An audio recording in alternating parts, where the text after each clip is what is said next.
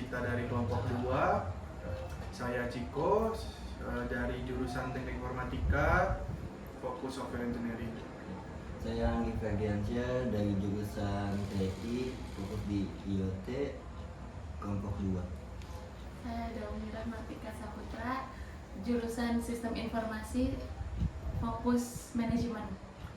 Nah, hari ini kita akan mewawancarai salah satu entrepreneur dalam bidang digital printing di Kota Tangerang. Boleh kok perkenalkan? Oke, terima kasih. Perkenalkan, nama saya Muhammad Rojali. Saya selaku pemilik Tristarwas Screen Printing. Gini ya Pak, kita langsung tanya awal nih latar belakangnya. Siap. Usaha abang nih berdiri itu kira-kira dari tahun berapa?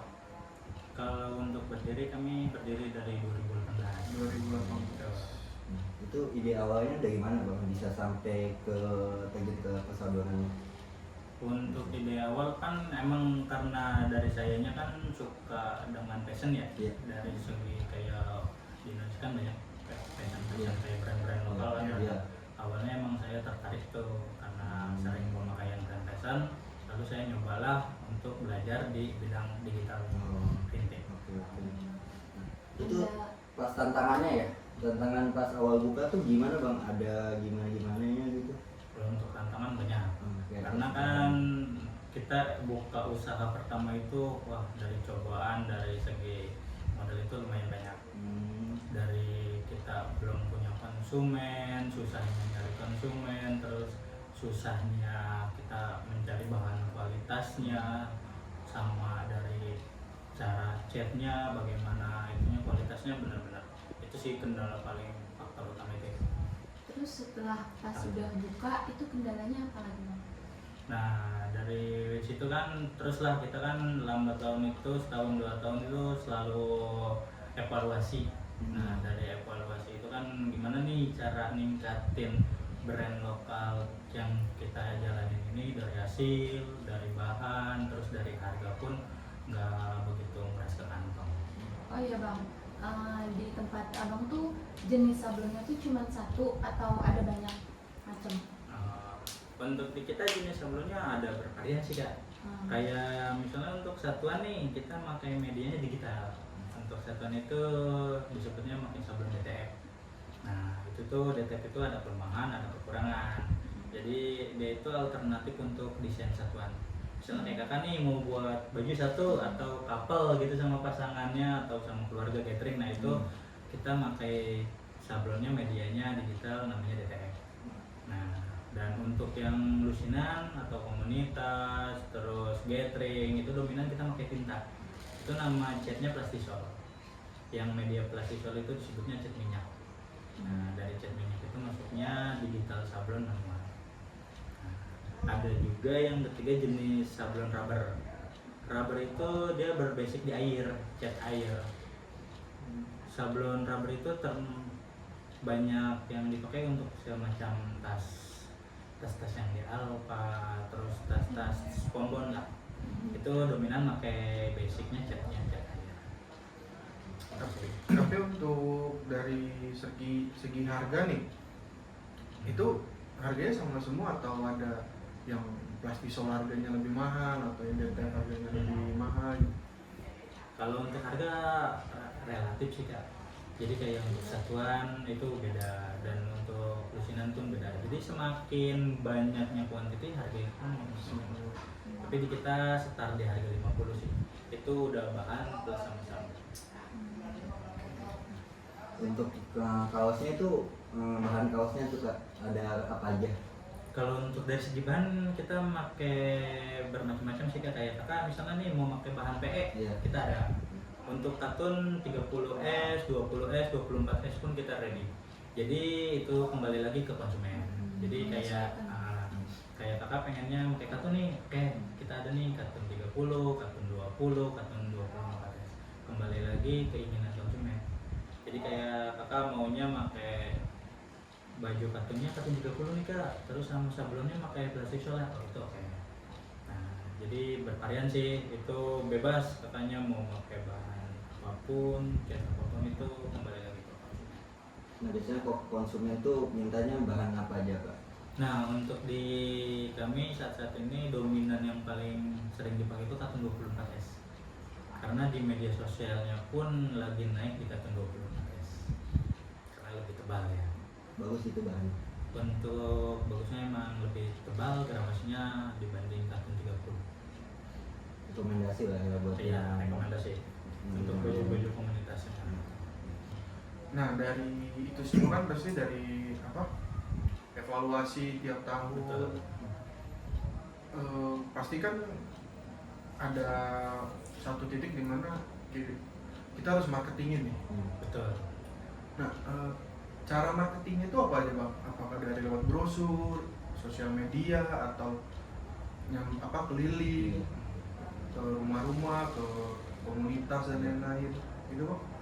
Nah, untuk awal-awal saya berdiri di Gelut Usaha Screen Print ini, awal yang pertama door to door. Door to door itu gimana?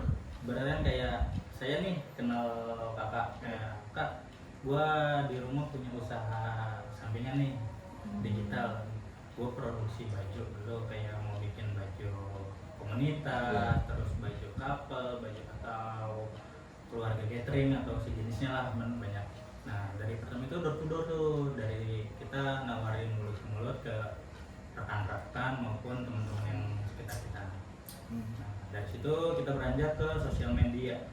Kita langsung main di sosial media itu di Facebook. Facebook itu kan ada iklan prabayar ya, kayak marketplace. Dari marketplace itu kita coba untuk kayak posting, terus kita nyoba iklan. Nah dari situ lambat laun baru kita membuka di akun Shopee. Jadi di Shopee itu juga ini ya cukup lumayan. Betul, kalau untuk di Shopee paling kita ngejual baju custom. Karena di Shopee juga kan bisa kan sekarang pakai diatur nih kayak bikin kaos custom, mau 1, mau 2 atau mau banyak pun bisa. Berarti bisa satuan lusinan gitu ya Kak ya? Itu bebas sih sama. Berarti untuk sekarang mah udah lumayan stabil ya usahanya ya. Maksudnya konsumen tuh udah datang ke abang gitu ya, nggak abang yang nyari konsumen kan? Untuk tahun-tahun ini sih udah alhamdulillah ya. Maksudnya karena kan kalau di saya itu punya prinsip, ibaratkan kita punya kayu nih kotak. Si kayu ini kan nggak akan bisa kalau cuman hanya satu. Jadi gimana caranya kita harus punya tempat agar biar si kayu ini biar berdiri kokoh. Kenapa saya bilang tempat itu? Jadi saya harus punya reseller deh. Misalnya reseller kita juga udah alhamdulillah nih yang selalu membantu market dari kita kan. Misalnya yang dari daerah kabupaten, dari kota, luar pun juga udah alhamdulillah. Nah dari situ sih. Jadi reseller itu membantu juga ya buat kayak orderan yang lain buat Betul. masuk terus kayak gitu ya. Keuntungan reseller juga lumayan sih Kak, kayak ibaratnya kita ada kakak nih kayak mau jadi reseller itu kan bisa. Itu pun tanpa modal. Iya, benar. Kan tanpa modal itu pun katanya bisa ngelakuinnya fleksibel lah. Iya. Waktu sama itunya kan fleksibel. Jadi nggak terlalu mempengaruhi waktu banget ya. Nah, Oh, itu marketingnya itu Kak, sekarang emang fokus di Shopee aja apa emang pernah nyoba di Instagram atau di yang lainnya? kalau untuk media sosial media paling kita hanya di Shopee sama di Lazada. Oh, jadi berarti Betul. kalau marketplace itu aja ya. Karena TikTok masih belum terlalu. Emang di tahun-tahun ini alhamdulillah sih emang kita udah ngelakuin job plan. Karena kaos-kaos komunitas sekarang juga kan udah lumayan kita kayak online-nya. Jadi udah fokus offline. Kalau selama kan di online store itu selama ini ada kendala apa nggak Pak? Kayak kena ini kah, kena tipu atau gimana gitu di online store-nya gitu? Iya. Kalau untuk online minusnya kayak gini kan sekarang itu kan ada fitur COD nih. Iya. Nah kayak fitur COD itu kembali lagi sama si konsumen sih. Kalau konsumennya bijak ya nggak bakal mungkin nih baju ditolak. Nah karena kayak minusnya imbasnya ke kita itu kayak baju tolakan retur. Nah dari retur itu tuh jadi yang seharusnya kita apa nggak ngeluarin budget untuk retur jadi kena retur. Nah karena kenapa baju itu di retur ke sayanya minus ya karena biaya beban packing kan ngaruh. Iya. Packing terus ya mungkin juga karena paling itu sih Kak, kayak itu aja sih. Berarti gak ada kayak pelanggan-pelanggan Goib gitu ya, kayak di media sosial kan banyak tuh ya yang sekarang tuh, apalagi kayak di Gojek banyak yang kayak dia mesen tapi ternyata gak ada pelanggannya gitu atau gimana atau nggak pernah kena tipu di situ Pak. Kalau untuk kayak Gojek kayak gitu kan, ini kan kita kan bergulat di bidang fashion ya, kayak di bidang kaos. Kalau untuk Gojek kayak gitu enggak sih, enggak terlalu. Paling kayak sosial media yang fitur teori aja sih. Nah, ini balik lagi ke belakangan ya. Siap. Pasti kan di awal buka tuh kan nggak mungkin mulus banget nih. Betul. Ada nggak sih yang bikin bener-bener itu berdampak bener nih sama usaha abang nih pas awal buka nih? Entah kayak dari kualitas bajunya yang dibilang begini, ada dapetnya jelek, ataukah ada penipuan. Kan pasti banyak vendor-vendor yang baju-baju gitu kan pasti banyak, ada aja oknumnya kan. Banyak. Itu saya kena itu di tahun 2019 itu saya pernah sempat berpikir apa gua stop di sini ya, karena dari situ itu dari ketipu dari vendor pernah. Yang pertama dari vendor ketipu, kedua pun dari pekerja. Nah dari pekerja itu kan jadi kerjanya semaunya, jadi hasil pada banyak leman lah dari konsumen itu banyak leman dikarenakan emang bajunya banyak yang reject. Nah itu ketipu yang benar-benar itu di 2019 dari segi bahan, ternyata duit sudah masuk, bahan sampai sekarang nggak datang. Cuman kan dari situ tuh gue percaya yang namanya musibah pasti ada hikmahnya nih. Nah mungkin hikmahnya itu di tahun sekarang. Di tahun sekarang itu alhamdulillah sih Kak, kayak dari lebaran kemarin yang sekarang udah alhamdulillah banget. Udah prospeknya dari 2018, 19, 20 sampai sekarang ini udah benar-benar kerasa banget, pokoknya jauh lah. Ya awalnya nggak semulus ini gitu, itu semua ada lika-liku. Nah kan ini buka dari 2018 ya, berarti kan lewatin masa pandemi kemarin nih. Itu kan banyak usaha UMKM yang jatuh, yang tutup, bahkan perusahaan-perusahaan gede pun banyak PHK. Itu tuh kena dampaknya nggak sih? Nah pas COVID kemarin di alhamdulillah kita stabil. Dalam artian stabil, pas COVID kemarin kan banyak yang membuat baju yang buat COVID itu tuh PBDH ya. Nah dari situ kita dapat orderan di situ. Memang diakuin kalau untuk dari segi sablonnya menurun, karena emang sablon itu benar-benar rasa. Cuman kan kita kan ada kenalan konveksi nih, jadi makanya kita alihnya ke situ. Nah, dari pos yang buat PO buat itu Berarti ya dari berapa tahun tuh berarti buka? 2018, 2024, berarti 6 tahun ya kurang lebih ya? Iya kurang lebih 6 jalan 6 tahun. Berarti sekarang udah di fase yang memang udah berjalan aja gitu ya, udah stabil, dari pekerja, dari vendor, itu semua udah ada jalan ya. Nah, jadi kedepannya mau kayak gimana nih?